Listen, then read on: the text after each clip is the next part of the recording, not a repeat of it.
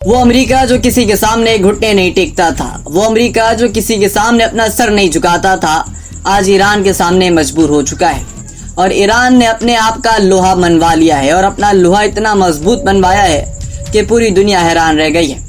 اور آج ایران وہ جنگ جیت چکا ہے، امریکہ یہ جنگ ہار چکا ہے۔ وہ اس لیے کیونکہ امریکہ ایران کے ساتھ مذاکرات کرنے پر مجبور ہو چکا ہے۔ اب سوال یہ اٹھتا ہے کہ مذاکرات کہاں ہو رہے ہیں؟ تو یہ مذاکرات ہو رہے ہیں آپ کے اسلام آباد، پاکستان کے اسلام آباد، پاکستان کا فخر، پاکستان کا کیپٹل اسلام آباد کے اندر۔ اب یہ پاکستان کے لیے فخر کی بات ہے، پاکستانی لوگوں کے لیے فخر کی بات ہے، اوورسیز پاکستانیوں کے لیے فخر کی بات ہے۔ لیکن افسوس کی بات یہ ہے کہ صد افسوس کی بات یہ ہے کہ اس سے ہندوؤں کو اور اسی طریقے سے ہندوستان کے لوگوں کو تکلیف تو ہو رہی ہے کیونکہ وہ ہمارے دشمن ہیں۔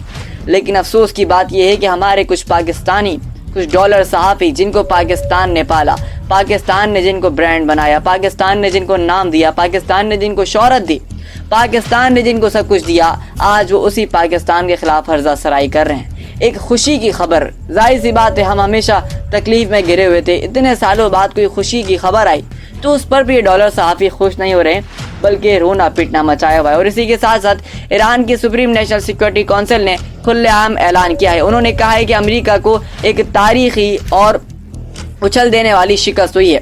اب آپ سوچیں، ایک طرف ٹرمپ انتظامیہ کہہ رہی ہے کہ ہماری جیت ہے، دوسری طرف یہ لوگ کہہ رہے ہیں، پاسداران انقلاب کہہ رہے ہیں کہ یہ ہماری جیت ہے۔ تو سوال یہ اٹھتا ہے کہ آخر جیت کس کی ہے؟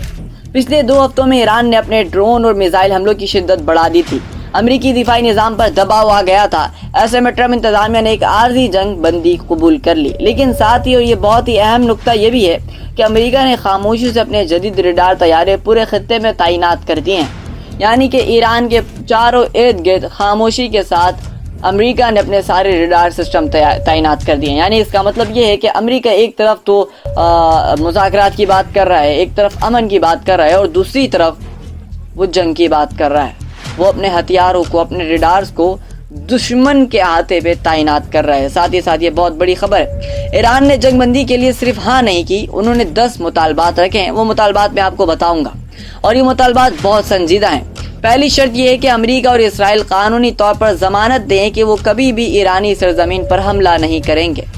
ایران کی سپریم نیشنل سیکورٹی کونسل کا موقف ہے کہ جب تک یہ قانونی ضمانت نہیں ملتی ہمارے دفاعی آپریشنز جاری رہیں گے اور یہ تا قیامت تک جاری رہیں گے۔ یہ بہت سخت موقف تھا جو پاسداران انقلاب کی جانب سے سامنے آیا ہے۔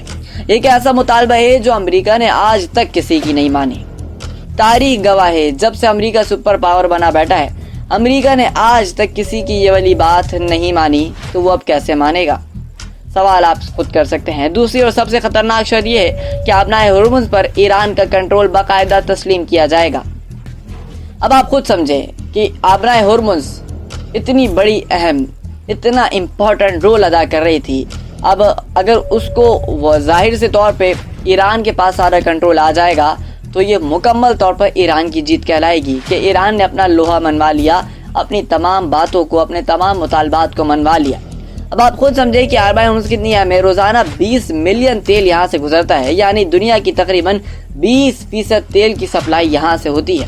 اگر ایران نے یہ بند کر دیا تو 200 لوگوں کو، یعنی کہ 200 لوگوں کو تکلیف ہو سکتی ہے۔ وہ 200 لوگ کون ہیں یہ آپ بخوبی جانتے ہیں۔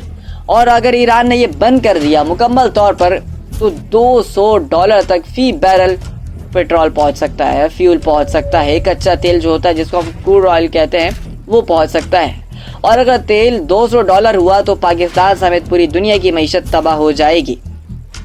تیسری اور چوتھی شرط یہ ہے، ایران نے مطالبہ کیا ہے کہ تمام بنیادی اور ثانوی پابندیاں ختم کی جائیں، یعنی ایران کو عالمی بینکاری نظام اور تیل کی منڈیوں میں واپس لیا جائے۔ ظاہر سی بات ہے ایران کے پاس دنیا کا سب سے زیادہ تیل موجود ہے۔ اگر ایران کے پاس وہ اتھارٹی آتی ہے کہ وہ اپنے تیل خود نکالے، خود بیچے، تو ایران کی اکانومی دنیا کی مضبوط ترین اکانومی بن سکتی ہے۔ اب سوال یہ ہے کہ کیا امریکہ کو یہ برداشت ہوگا؟ کیا امریکہ اس بات کو مان پائے گا کہ وہ ایران کو ایک طریقے سے سپر پاور بنانے کی طرف جائے، ایران کی معیشت کو وہ اسٹرانگ بنانے کی طرف جائے؟ یہ بہت ایک سخت موقف ہے جو آپ کے سامنے ہے۔ 5वें नुक्تے में अक़वाम मुत्तहिदा की सलामती कौंसिल की तमाम करारदादें ख़त्म करने का मुतालबा है। यानी कि अक़वाम मुत्तहिदा में ईरान के ऊपर जितने इल्ज़ामात हैं, जितने भी उसके ऊपर आर्ग्यूमेंट्स हैं, एलिगेशंस हैं, उन तमाम को ख़त्म किया जाए, ईरान की जानिब से मुतालबा किया जा रहा है। और 6ठे नुक्ते में जौहरी तवानाई की बैनुल अक़वामी एजेंसी की तमाम करारदादें भी मनसूख की जाए। यानी दुनिया इल्ज़ाम लगाती है ईरान के ऊपर कि आप जौहरी हथियार बना रहे हो, दुनिया को ख़तरे में डाल रहे हो, अपने आप को ख़तरे में डाल रहे हो। तो ईरान का मौक़िफ़ ये है कि हमें हमारे हथियार बनाने दिए जाएं और बाकायदा उसकी मंजूरी दी जाए। ईरानी वज़ीर ख़ारजा अब्बास इराक़ची ने कहा है कि ईरान का जौहरी प्रोग्राम एक कौमी हक़ है और इस पर कोई समझौता नहीं होगा। और 7वें नुक्ते पर उन्होंने ये कहा है, और ये सुनकर आप वाकई चौंक जाएंगे क्योंकि मैं भी चौंक चुका हूँ। ईरान ने जंगी मुआवजे का मुतालबा किया है, यानी अमेरिका को ईरान को हर्जाना देना होगा। अमेरिका ने ईरान का जितना नुकसान किया है, जितनी भी उनको तबाही मचाई है, इसका मुआवजा ईरान को उन्हें देना पड़ेगा। ये उनका 7वां मुतालबा था, तभी जाके मुज़ाकरात कामयाब हो सकते हैं। और 8वीं ये था कि ईरान ने मुतालबा किया है कि अमेरिका अपनी तमाम फौजी क़ुव्वतें पूरे मशरिक़ वस्ता से निकाल ले, इराक़ से, शाम से, खलीज से, कतर से, यानी कि अपने तमाम अड्डे ख़त्म कर दे। ये उनका मुतालबा था, ये उनका मौक़िफ़ था और काफ़ी सख्त मौक़िफ़ था। एक तरफ तो ये लोग ख़ुद को आज़ाद कर रहे हैं, यानी कि अमेरिका से खला ले रहे हैं, और दूसरी तरफ अपने इर्द गिर्द के ममालिक को भी अमेरिका के चुंगल से निकाल रहे हैं। ये एक बहुत बड़ी स्ट्रैटेजी है। अगर ये मुतालबा मान लिया गया तो मैं ये कहूँ कि अमेरिका बहुत कमज़ोर हो जाएगा, अमेरिका की पकड़ बहुत कमज़ोर हो जाएगी, क्योंकि लॉ एंड ऑर्डर चेंज हो रहा है।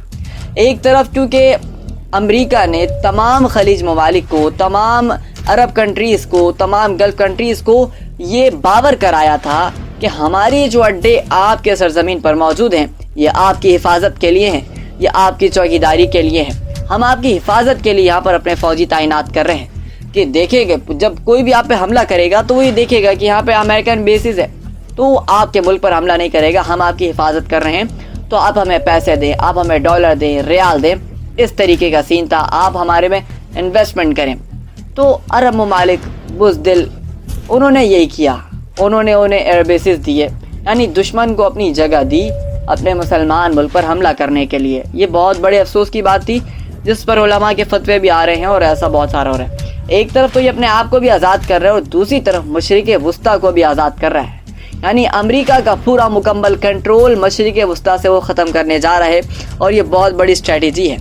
ट्रम्प इंतज़ामिया ने का मौक़िफ़ भी सामने आ चुका है। ट्रम्प इंतज़ामिया ने साफ कहा है कि हम जौहरी प्रोग्राम को तस्लीम नहीं करेंगे, पाबंदियाँ नहीं हटाई जाएंगी और फ़ौजी इनखला का तो सवाल ही पैदा नहीं होता। और अब दोस्तों हकीकत आपके सामने है। हकीकत यह है कि अमेरिका ने 10 में से सिर्फ एक नुक्ता माना है, वो भी आर्जी तौर पर, और वो है कि आबनाए हुर्मुज़ को फौरी तौर पर मामूल पर लाना। बाकी तमाम मुतालबात पर अमेरिका ने यानी कि इनकार किया है। तो ये जंग बंदी नहीं, ये एक वक्फा है। दोनों फरीक एक पॉज ले रहे हैं, जाहिर सी बात है थक चुके हैं, एक पॉज ले रहे हैं ताकि चार्ज हो सकें। बिल्कुल रिचार्जिंग के साथ दोबारा ये जंग शुरू हो जाएगी या नहीं, ये अल्लाह ताला बेहतर जानता है। अब आते हैं उस पहलू पर जिसने सबको हैरान किया है, जिसने मुझे भी हैरान किया है। वो ये है कि ईरानी वज़ीर ख़ारजा अब्बास इराक़ची ने अलल-ऐलान कहा है कि पाकिस्तान के वज़ीर आज़म शहबाज शरीफ और पाकिस्तान की फ़ौजी क़यादत का शुक्रिया करते हैं, जिन्होंने इस जंग बंदी को मुमकिन बनाने के लिए कलीदी किरदार अदा किया। कैसा लगा? कैसा लगा दुश्मनों? कैसा लगा पड़ोसियों? कैसा लगा? मज़ा आया? मज़ा क्यों नहीं आएगा? जाहिर सी बात है, आप कह रहे हो ना कि चलो अमेरिका की जानिब से हमारे प्राइम मिनिस्टर को ड्राफ्ट मैसेज आया, तो उन्होंने वो ड्राफ्ट समझ आगे फॉरवर्ड कर दिया। अब ये कहना चाह रहे हो कि सारी चीज़ें स्क्रिप्टेड थी ना, चलो मान लिया। अब्बास इराक़ची भी स्क्रिप्टेड होगा, ईरान का सुप्रीम लीडर वो भी स्क्रिप्टेड होगा, उनके सारे मौक़िफ़ ये भी स्क्रिप्टेड होंगे, वो पाकिस्तान का शुक्रिया अदा कर रहे हैं ये भी स्क्रिप्टेड होगा। खुदा के वास्ते अपने चश्मे को, तासुब वाले ऐनक को उतारें और पाकिस्तान की तरक्की को देखें और खुश हों और शुक्रिया अदा करें अल्लाह ताला का और प्राइम मिनिस्टर शहबाज शरीफ का और हमारे फ़ख्र फील्ड मार्शल सैयद आसिम मुनीर का। तो साथ दोस्तों, पाकिस्तान वो वाहिद मुल्क है जिसके अमेरिका से भी ताल्लुकात हैं, ईरान से भी हैं और खलीज ममालिक तक भी रसाई है। एक इंतहाई नाजुक लेकिन बहुत ही संजीदा बात है और मज़ाइका खेज़ भी है, क्योंकि एक तरफ हम वो मुल्क हैं जो अमेरिका से भी बात करता है, चीन से भी बात करता है, افغانستان پر حملے بھی کرتا ہے، ایران سے بھی بات کرتا ہے، جنگ بھی رکواتا ہے اور IMF سے قرضہ بھی لے لیتا ہے۔ یہ بہت بڑی بات ہے جو ہمارے لیے ہے۔ لیکن دوستو اسی کے ساتھ ساتھ ایک خطرہ یہ بھی ہے کہ پاکستان ایک بہت ہی پتلی ڈور پر جی رہا ہے۔ وہ یہ ہے کہ ایک طرف وہ مسلمان ملک ہے اور ایران سے قدرتی طور پر قریب ہے، دوسری طرف وہ امریکی ڈالر اور عالمی مالیاتی اداروں پر انحصار کرتا ہے۔ اگر مذاکرات کامیاب ہوئے تو پاکستان ایک بہت بڑا سفارتکاری محکمہ بن کر نکلے گا، بہت بڑا عہدہ پاکستان کا ہو جائے گا، اور اگر یہ ناکام ہوئے تو پاکستان بھی دباؤ میں آ جائے گا۔ ایک طرف وہ ڈالر صحافی وہ نہیں چھوڑیں گے، وہ پاکستان کو اتنا بدنام کریں گے، اتنا پریشرائز کریں گے کہ آپ پوچھیں مت۔ ان کے ڈالرز نہیں رکنے چاہیے، اصل مسئلہ یہ ہے۔ ایک اور اہم بات پہلو یہ ہے کہ چین اور روس یہ دونوں ممالک خاموشی سے پورے صورتحال پر نظر رکھے ہوئے ہیں۔ یعنی کہ چین کا بارڈر ایران سے لگتا ہے اور ایران اور رشیا ایسے ہیں، آپ میری انگلی کو دیکھ سکتے ہیں، چین اور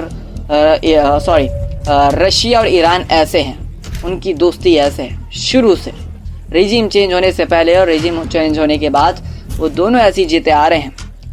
اب موقف واضح ہے کہ ان دونوں کی جانب سے کوئی بھی اسٹیٹمنٹ نہیں آئی ہے، کوئی بھی سخت موقف نہیں آیا ہے۔ چین ایران کا سب سے بڑا تیل خریدار ہے اور روس ایران کا فوجی حلیف ہے۔ دونوں چاہتے ہیں کہ امریکہ مشرق وسطیٰ میں کمزور ہو جائے تاکہ وہ خود اپنا اثر و رسوخ بڑھا سکیں۔ اگر مذاکرات لمبے کھینچے تو یہ دونوں بھی ثالثی میں آ سکتے ہیں، لیکن اپنے مفادات کے ساتھ، کیونکہ چین کا ایک بہت ہی زیادہ اکثر حصہ جو ہے وہ اپنا ہارمز سے گزرتا ہے، ٹریڈ ہوتی ہیں۔ چین کا بھی حقہ پانی جام ہوا وہ ہے جو آپ کے سامنے ہے۔ دوستو آگے دو راستے کھلتے ہیں، پہلا یہ کہ مذاکرات کامیاب ہوں، یہ 2 ہفتے بڑھیں اور مستقل معاہدے کی طرف جائیں۔ ایسے میں پہلی بار ہوگا کہ امریکہ نے کسی تصادم کے بعد اس طرح کی شرائط کو تسلیم کیا ہو۔ دوسرا راستہ یہ ہے کہ مذاکرات ناکام ہوں، 24 اپریل کے بعد ایک بہت بڑی جنگ چھڑ جائے جس میں ایران، اسرائیل، امریکہ اور خلیجی ممالک سب شامل ہو جائیں، اور 300 کیا میں تو بولتا ہوں $400 فی بیرل تک یہ بھی پہنچ سکتا ہے اور بھی اس سے زیادہ ہو سکتا ہے۔ یہ جنگ بندی کسی بحران کا اختتام نہیں ہے، یہ بات بالکل واضح ہے۔ یہ ایک بہت بڑے طوفان سے پہلے کی ایک خاموشی ہے۔ آپ نے وہ لائن تو سنی ہوگی کہ ہر طوفان سے پہلے ایک چھوٹی سی خاموشی ہوتی ہے۔ یہ وہی خاموشی ہے جو ایران اور امریکہ لینے جا رہے ہیں۔ اب سوال یہ ہے کہ کیا پاکستان اس طوفان کو روک پائے گا یا یہ طوفان پاکستان کو بھی اپنے لپیٹ میں لے لے گا؟ جواب آنے والے 10 دنوں یا 14 دنوں میں مجھے اور آپ کو مل جائے گا۔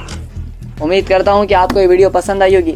اپنا خیال رکھیں، ہمارے چینل کو سبسکرائب کریں۔ جزاک اللہ، اللہ حافظ۔